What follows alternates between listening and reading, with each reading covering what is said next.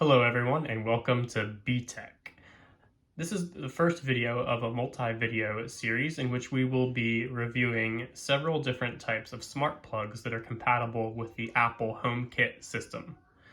I've been running the Apple HomeKit system in my home for about 3 years now, and just to give you a few specifications on it, I am using 7 different Apple Airport Extreme routers, each of which is wired directly into a gigabit switch via Cat5 Ethernet, and each is really just acting as a wireless access point, and I have a dedicated firewall which assigns the IP addresses.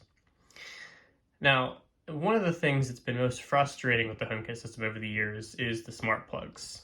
So I'm going to be showing you 2 different smart plugs today. One is the smart plug here on the left, which is the Meross Smart Plug Mini, and then on the right, the Philips Hue Smart Plug. Now all these look pretty similar. You can see they're both rated for about 15 amps on the standard US 115 volt. They each have a button here on the side which can manually turn the plug on and off. Same thing for the Meross. It can also be used for various functions to reset them and pair them. The big difference between these two is that the Meross is paired directly through Wi-Fi, so there's no hub required. And on the Philips, it requires a hub. And I'll show you a picture of that hub. And that hub has a power supply and is connected via Ethernet into your network. Now, and that uses the Z-Wave technology that a lot of these systems use. Now, when I first built smart plugs into my HomeKit system, I really just used these Meross system. I really liked how they didn't require a hub and they went directly into Wi-Fi. Now, over the years, though, I've had a lot of problems with them, despite going through all the firmware updates.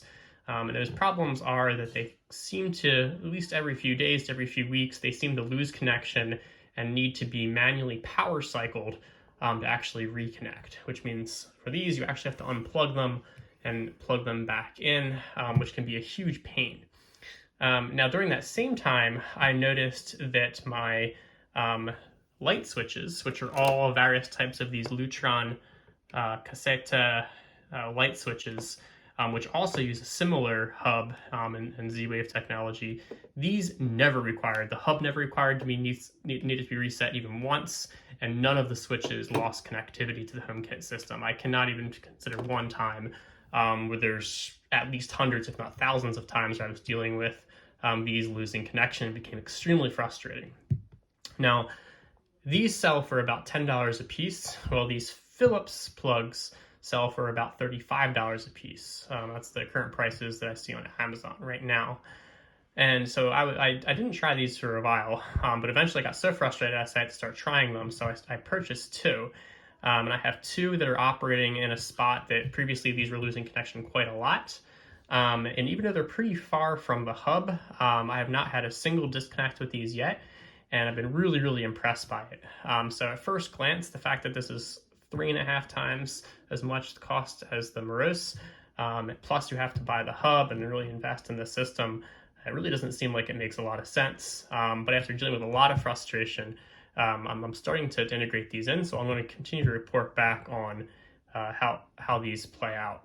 Now, one thing I did notice is that if you only are operating 1 or 2 of these Meross plugs, they seem to do okay and disconnect a lot less often, and the more you put into your system, the more they disconnect. And I've noticed that especially once you have more than 10 of these, like I said, even though I have 7 wireless access ports, it really, for whatever reason, caused a lot of disconnect issues. I don't know exactly what's causing it, but for me, the amount of time saved potentially by using these Philips smart plugs may well be worth it.